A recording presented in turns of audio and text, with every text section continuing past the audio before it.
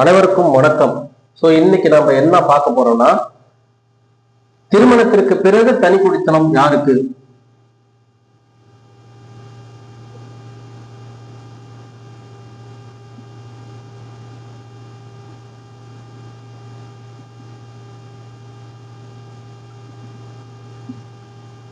திருமணத்திற்கு பிறகு தனி குடித்தனம் ஜாதகம் எப்படி இருக்கும் அப்படின்னா,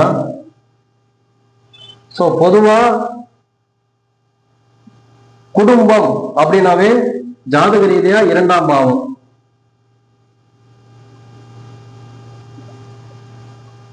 குடும்பம் அப்படின்னாவே இரண்டாம் பாவம். இதிலிருந்து அடுத்த பரிமாண வளர்ச்சி மூணாம் பாவம்.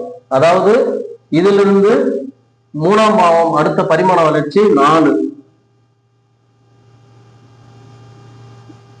குடும்பம் அப்படின்னாவே இரண்டாம் பாவம். 4 அப்படின்னாவே கூட்டு குடும்பம். கூட்டு குடும்பம். அதே மாதிரி ஜாதக ரீதியா திருமணம் அப்படின்னாவே நம்ம 7ஆம் பாவத்தை சொல்லுவோம்.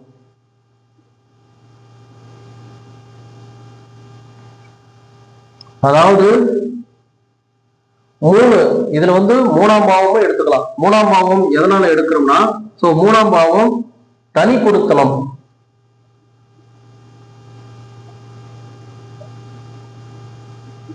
எதனால இருந்ததுன்னா, இந்த 4ஆம் பாவத்துக்கு 3ஆம் பாவம் 12ஆம் பாவமா வருது. 12ஆம் பாவம் ஒரு பாவத்துக்கு அது 12ஆம் பாவம் ஒரு விளைவை தரும்.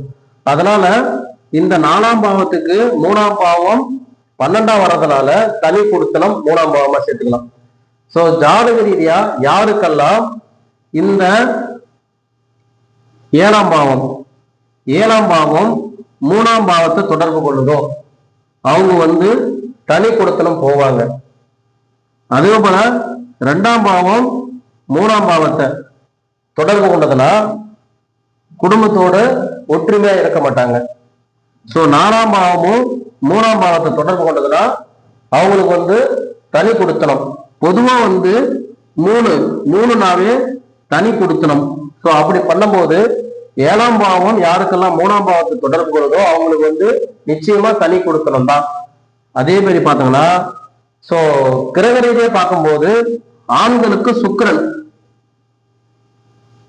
இந்த சுக்கிரன் யாருக்கெல்லாம் 3ஆம் பாவத்தை தொடர்பு கொள்ளுதோ அவங்களும் தனி குடித்தனம் போவாங்க. செவ்வாய் பெண்களுக்கு கலஸ்தரகாரகன் செவ்வாய். இந்த செவ்வாய் யாருக்கெல்லாம் 3ஆம் பாவத்தை தொடர்பு கொள்ளுதோ அவங்களும் தனி குடித்தனம் போவாங்க. அது இது